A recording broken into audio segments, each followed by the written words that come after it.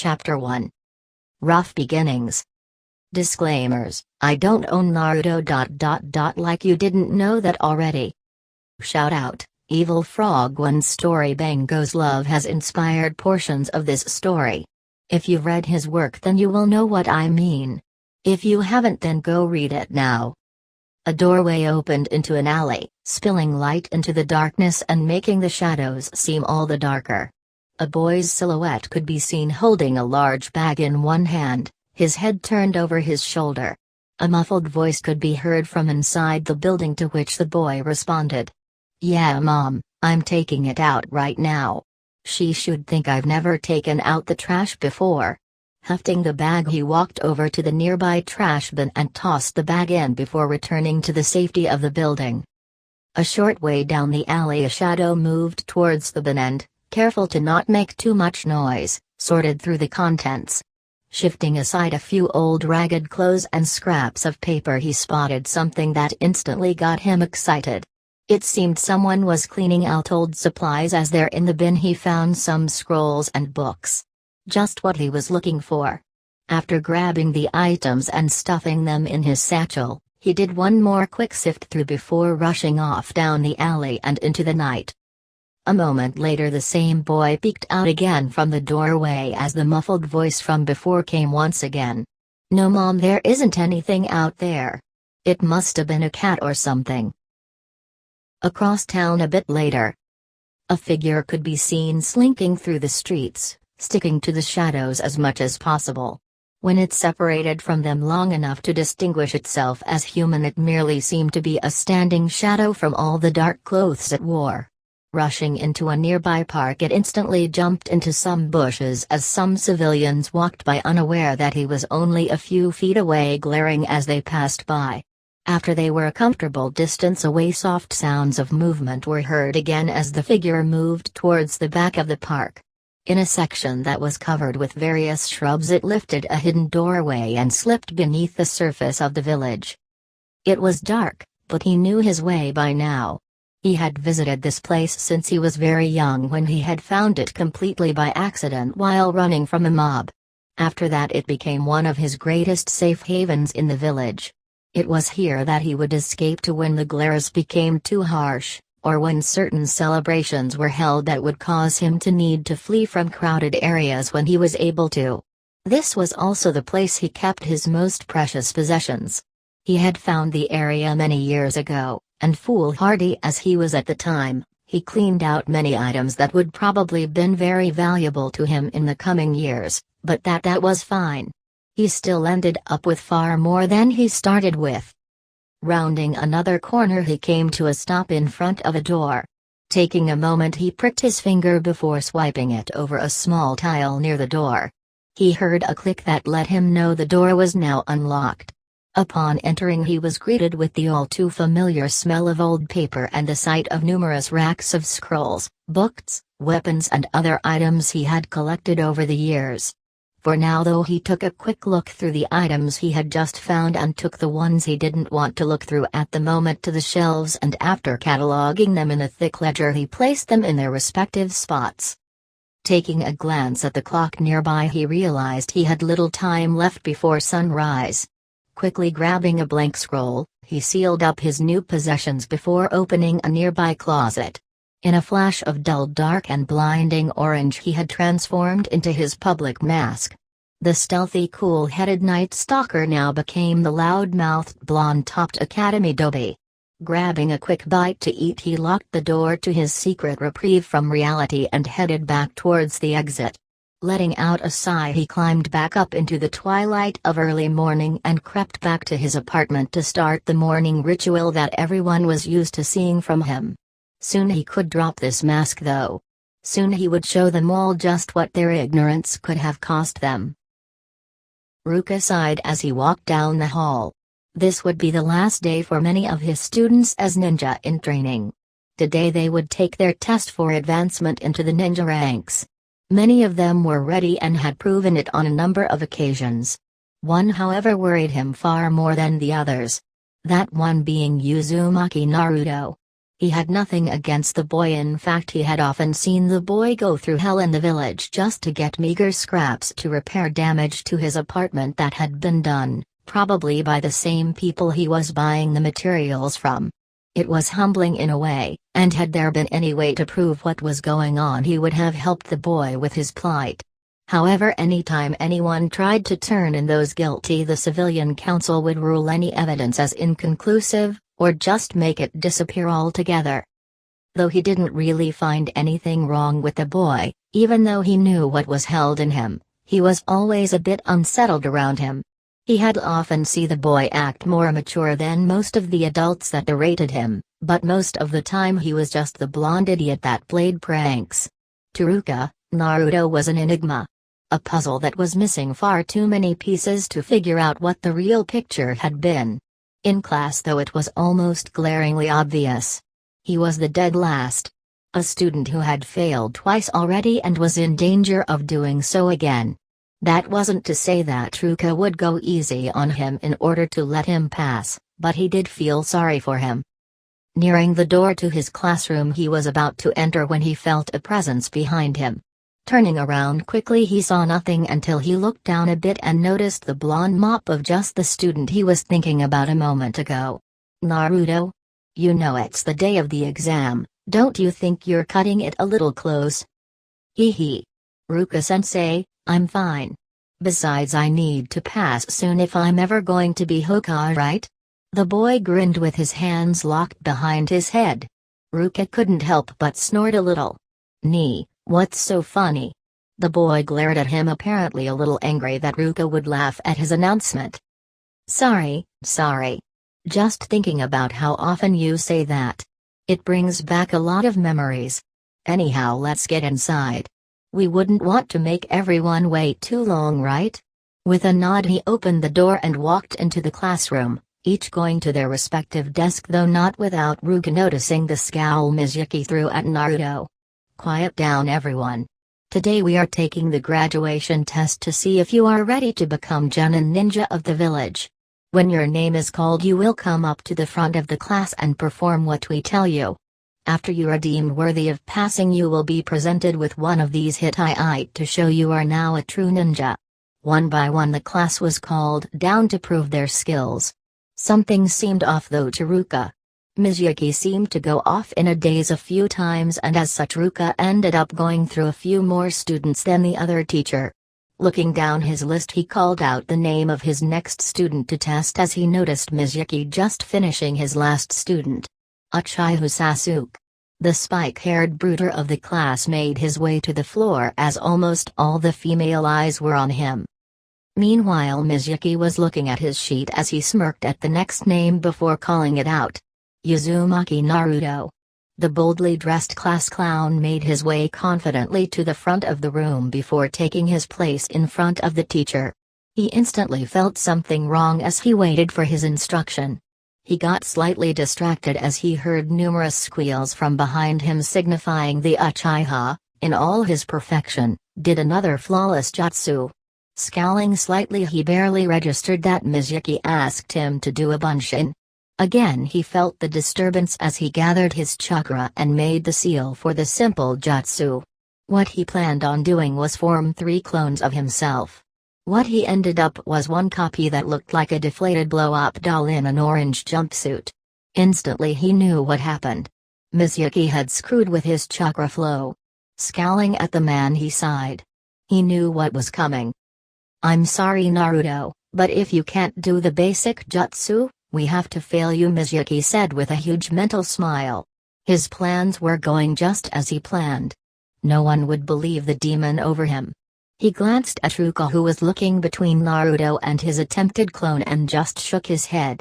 Laughing inside his head he watched as Naruto slowly returned to his seat while Ruka announced when they would need to gather for team assignments and a brief speech about what it means to be a ninja of Konoha before dismissing the students so they could meet their parents and announce their results to their parents who were no doubt waiting outside anxiously.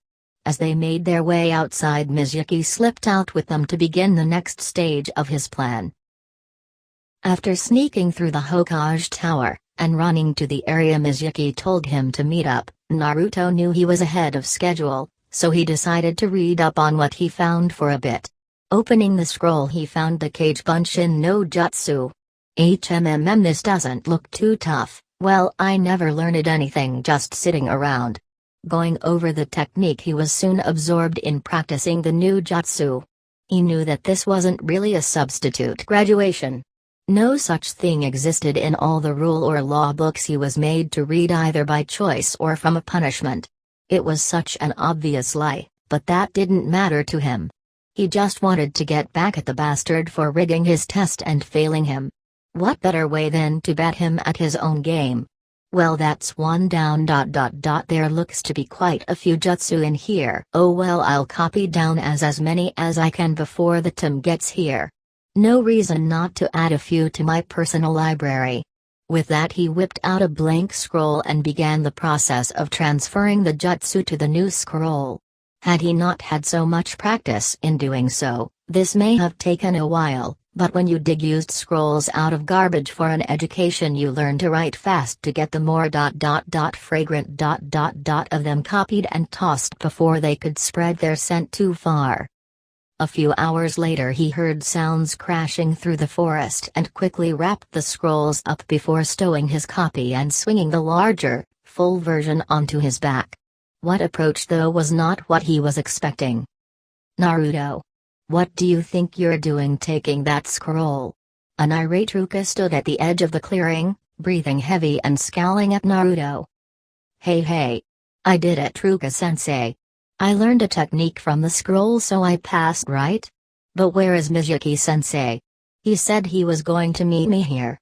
Did he have something else to do and sent you instead? It was the easiest way he could warn Ruka without blowing his self-made cover. He just hoped the light bulbs clicked on before the time got there. As if on cue, Mizuki appeared on a branch overhead and started yelling about how Ruka was trying to steal the scroll and run. A brief exchange later found Ruka crouched over Naruto with a giant shuriken sticking out of his back. It took a moment for Naruto's mind to click from what he was just told.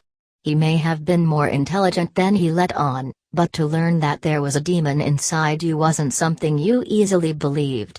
Suddenly the glares, the abuse, the treatment he was given in the village all these years made sense. For a second he stared up at the face of the man who just protected him, barely registering what he was saying before he shuffled out from under him and bolted into the woods with Mizuki hot on his heels. While running, he tapped some chakra into the bands around his wrists and waist to reduce his weight a bit, allowing him to put some distance between himself and the Chunin behind him. Once the man was out of sight, Naruto dropped down and hid to give himself a little time to process what he was just told. Again he was caught off guard when Mizuki and an injured Ruka dropped into the clearing right near him. He was able to hear their argument about how Mizuki said he was a demon and Ruka was defending him. He could see Ruka was in no shape to fight his peer with the wounds he sustained while protecting him. Mizuki obviously saw this too and was preparing to take out the other man as he reached for the other shuriken he had on his back. Forget worrying about demons and villagers. Right now he needed to focus. Someone was finally willing to defend him both physically and mentally. He wasn't about to let him die in cold blood. Pushing his thoughts aside, he pushed off and landed a kick to Mizuki's temple, landing between the two Chunin. Mizuki-tama, if you lay one finger on Ruka-sensei, I will break off each of your fingers and feed them to you digit by digit.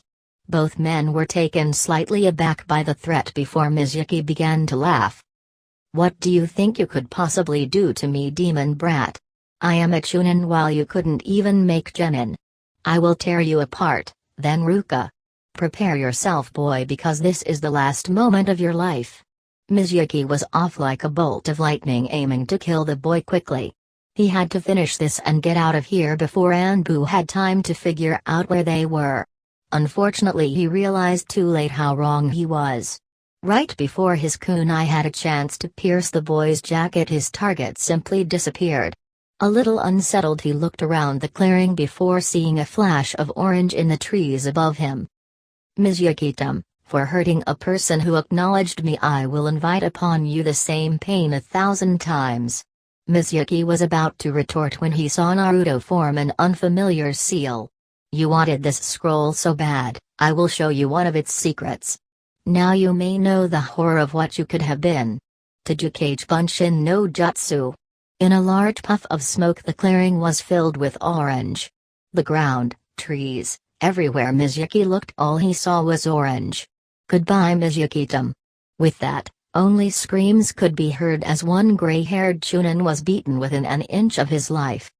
Hey, I think I overdid it a little. Naruto scratched the back of his head as he made his way over to check on Ruka. Seeing the man alive and only slightly injured, he was only slightly surprised when Ruka told him to close his eyes. After doing so, he felt pressure on his head. Again Ruka spoke, telling him to open his eyes, and congratulating him on his graduation. At this point though, Naruto could care less about graduation and instead hugged Ruka for finally accepting him as a person. The sun was beginning to show itself by the time Ruka and Naruto made it to the Hokage Tower, with a couple clones carrying the restrained, bruised and bloody Mizuyuki. Making their way to the Hokage's office and finding him already present, they entered to give their report. What met them was not just the Hokage, but also his two civilian council advisors Hamura and Koharu.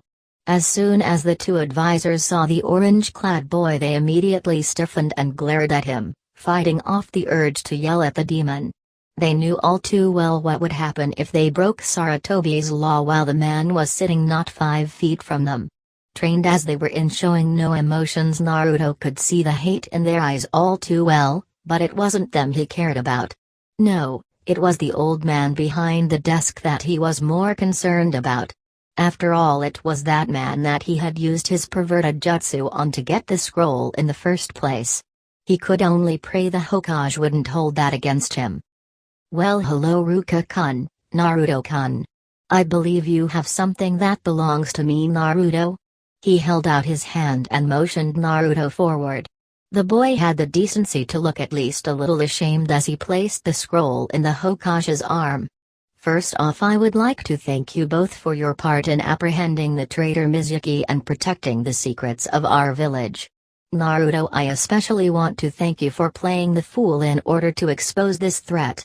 Naruto was taken aback a bit before he saw the man wink at him. Second, I will be granting you both a B-ranked mission success with the pay to go along with it. But Hokage-sama, the boy is not even a ninja of this village. How could he work on, let alone complete a mission, let alone a B-ranked mission? Saratobi glanced at Hamura before speaking. I see he has a Hittite on his head, thus signifying him as a shinobi of this village. Isn't that correct, Ruka? Hi, Hokage-sama. While Naruto did not successfully complete the test in school, it was later found out that he had been sabotaged by Mizuyuki, who purposely failed him for the reason of offering him this second graduation test. During our encounter with Mizuyuki in the forest, he showed he was more than capable of succeeding in his previous test in a combat environment by defeating the Chunin-level shinobi Mizuyuki, and as such is more than ready for his life as a shinobi. Ruka stood at attention and the 3 high-ranking officials could see the pride flowing off the man. Very well, then there are no problems there. Now, Naruto, I will allow you to keep the item you acquired during this event, provided you use it with caution and protect it, as it is a very precious item. It would be very bad if it fell into the hands of anyone else, even someone of this village. He sent a glance to his advisors, letting them know to not press the matter. Now Naruto, I would ask you to please leave, as I have some discussions to go over with Ruka, and don't forget to go to the team assignment later. Have a nice day. Dismissed. Watching Naruto leave, he smiled as the boy nearly hopped out of the room and closed the door before running out of the building. His cheers could be heard through the closed window. Grimacing slightly, Hiruzen turned back to the remaining people in his office. Well, Ruka-kun, this presents us with a small problem. I'm sorry, Hokage-sama, I don't quite follow. Adding Naruto to the roster will unbalance the numbers. As you know, we make the teams in threes which are balanced. Well, with Naruto now passing, the numbers have been thrown off by one. Now normally we would simply put him with a team the next time around.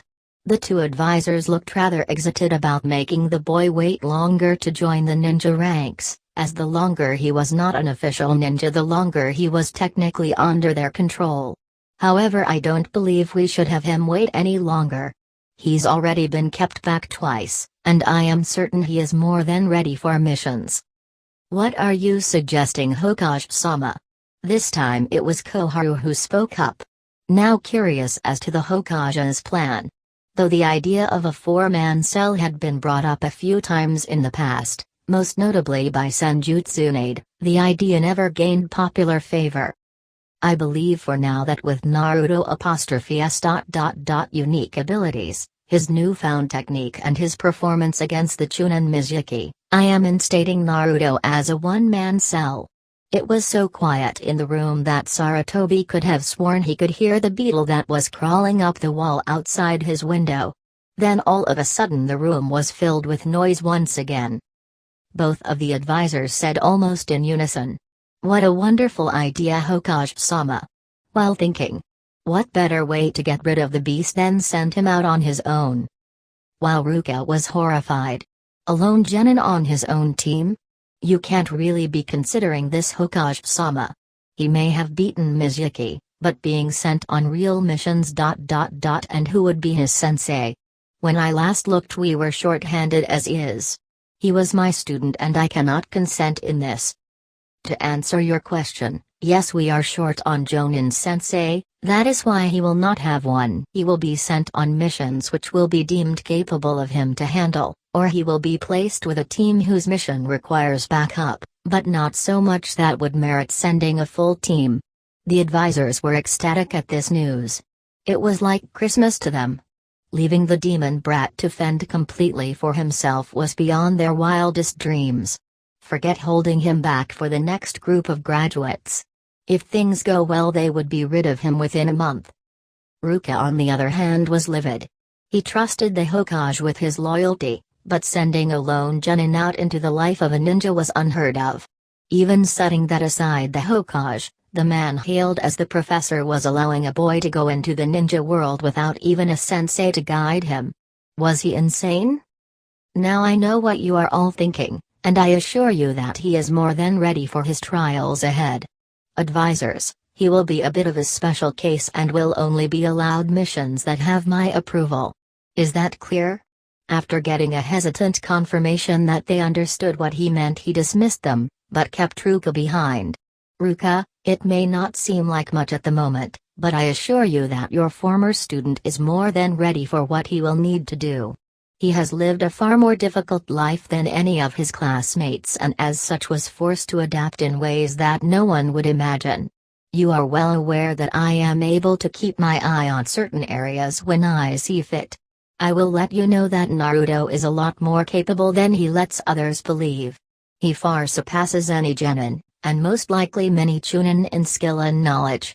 How far he's actually come I cannot say for certain, as he occasionally go places I cannot track him or that are out of my range, but believe me when I tell you that all you have seen thus far has been a mask that has been in place for years to hide himself from his peers in order to fit in better, while continuing to advance his skill so he could survive the harsher side of Konoha's streets.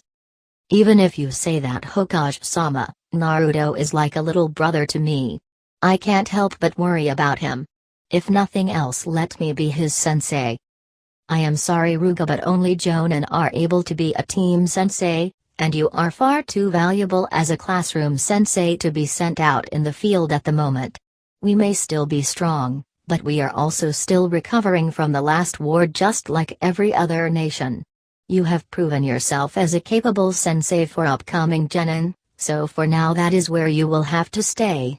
Though if it will ease your mind, I will allow you to cover mission assignments when you are not busy teaching. That way you will at least be able to know where Naruto is going for missions. Sighing, Ruka knew Sarutobi was right.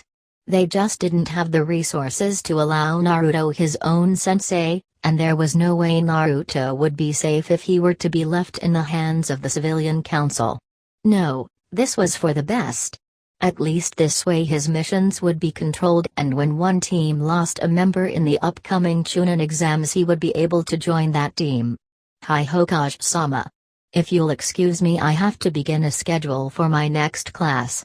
Bowing, he left the room, his mind still on the blonde and what his future might hold. He couldn't help but have conflicting thoughts about the boy. One side of him wanted to believe Sarutobi and believe that Naruto could overcome the seemingly insurmountable odds. The other side, however, kept flashing how many things could go wrong on a simple mission and what that would mean for a lone genin out in the field. Sighing again, he left the tower and headed home. After all, he still had a lesson plan to work on for the new class he would soon be in charge of. Despite his attachments, he couldn't risk a whole generation of students by worrying about one person, no matter how close he felt towards the boy. The Forbidden Scroll secrets were now spread out in front of him in fresh scrolls. Separated and categorized, he was now considering which to go over. Seeing as he already had Kage Bunshin down, he decided to delve a little deeper with them. How many uses could a more durable clone have after all? He could make them explode, use them for diversions, or setting up traps while he lead his enemies to them. He remembered from copying the Jutsuta that he would learn what they learned, so his already good chakra control would jump again by leaps and bounds, not to mention training his various skills. Yes, Kage Bunshin was definitely the right thing to learn first. The only drawback to the jutsu was that people with low chakra would be in danger if they created too many and spread their chakra too thin, but for someone like him with unnaturally high chakra reserves it was perfect. Once again storing the scrolls he wasn't going to need at the moment, he stored what he would need in a scroll and grabbed a stocked supplies pouch and holster from a shelf. Heading to one of his closets, he picked out an outfit for the following day when he would go to the team selection at the academy. It was finally time for him to drop his mask a bit, and what a surprise they all would be in for. Dark green cargo pants with a black skin-tight shirt, fingerless gloves and black ninja sandals. Then, to finish the look, covered shin and forearm guards and a ninja too. Yes, they would definitely be surprised. Making one last check to make sure he wasn't forgetting anything, he threw his chosen gear in a satchel before closing and sealing the door and heading out to his favorite ramen stand to grab some food. After that he would go to his apartment, in which the ignorant villagers assumed he lived, for a good night's sleep to prepare for the fun that was sure to start tomorrow. Thinking back on all he's shown to everyone of his skill and intelligence so far, he couldn't help but chuckle, causing some passing villagers to glare a little harder at him. He didn't care though. He wasn't here for them. Protecting them didn't matter to him one bit if they weren't willing to believe in him. After finding out just why they hated him, he didn't really blame them too much. The demon he carried did kill their families and destroy their lives, not to mention taking the life of their hero. Even so, couldn't they at least see past that? He wasn't the Kyuubi, so why should they hate him? It wasn't like he was the one that went on a murderous rampage, so why did he deserve the abuse? Shaking his head, he concentrated on happier thoughts, once again going to finally casting a portion of his mask aside and showing what he could really do. Arriving at a Chiraku's, he sat down and ordered his usual miso ramen before starting a list of things to take care of tomorrow after the real him came out. Putting the emo Uchiha in his place and dropping his fake affection for the pink-haired banshee were near the top of his list. Not to mention putting the dog breath in his place. The most important though out of everything was going to be returning a certain pale-dyed girl's affections. He had wanted to do it for so long, and she was well worth it from his view, but he never did understand just what she saw in him, the scourge of Konoha. She was after all an heir to a clan, by all rights she should be able to get anyone she wanted, but she chose him. Now it was time for him to show that she chose well. The only problems he knew would arise were from two sources. The first being her clan, especially her father. Again, she was the heir, so would he be seen as unworthy? The second was the aforementioned mutt who had an obvious attraction to her. Like most males in his clan, he had already tried numerous times to claim her as his. Unfortunately for him, she was completely disinterested in his advances and always escorted around by branch members to and from the academy. Well, all that could wait until tomorrow. With a slurp he finished his last bowl of ramen for the night before paying and heading off to his apartment. Sleep would come easy tonight since the action with Mizuki the previous night had kept him from his bed. Not that he really needed to sleep every night. That was another thing that became clearer once he found out from Mizuki about his tenant. He knew he had certain traits that were more advanced than a normal human, and some even more advanced than most ninja, short of having specific bloodlines.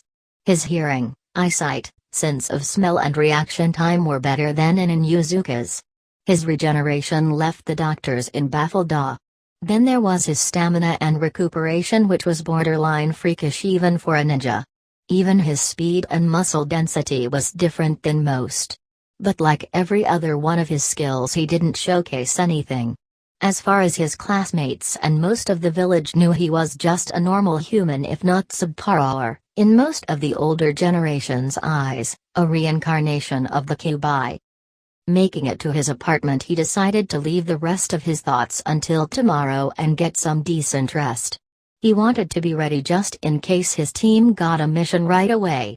He didn't want a lapse in judgment to cause any mishaps when he was supposed to be proving his true worth. After entering his place, he relocked the door and looked around just to make sure there weren't any surprises from villagers or ignorant ninja laying around anywhere. He learned long ago that he shouldn't move around too much without making sure everything was in order before doing so. Many painful experiences taught him that, but then at the same time he was a little glad they had happened. Aside from the whole unbearable pain thing he got from it, he also got quite a few sets of quality kunai, shuriken, explosive tags and other assorted weapons. Heck, his ninja that he currently had stored with his gear for tomorrow was once set up to behead him when he laid down. That was one that he was happy to find, and glad that whoever set it up didn't pay too much attention to making the trap hidden.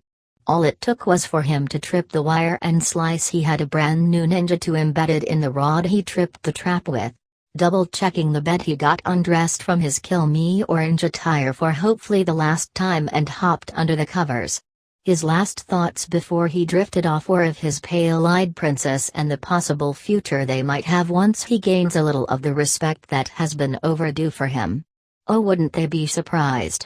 Eyelids now too heavy in the comfort of his mattress, he drifted off to a peaceful sleep. One of the few he's ever had. Deep within the bowels of the Hokage mountain sat a man behind a desk, his body half hidden by the bandages he wore. This man was Danzo, calm, cool and calculating. With him sat two others who, to him, were mere shadows of what they had once been. But even with their lax behavior, he could see that there was a storm brewing behind each of their eyes. So what brings the esteemed advisors to my chambers?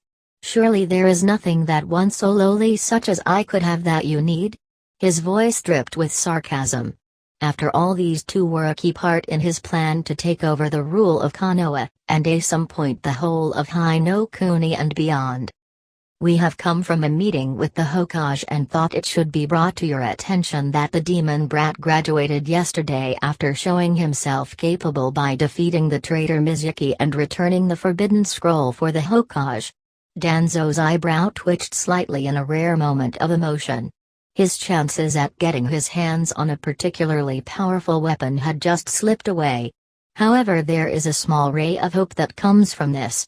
The Hokage saw fit to place the boy on his own team. Without a sensei. We must not waste this opportunity. Though we cannot give him missions ourselves, we can still manipulate the system enough to get him placed on certain choice missions where the risk is higher than it seems. Since we can no longer get him into your root program in order to control him, we have only the option of extermination. This must be carefully planned, Danzo.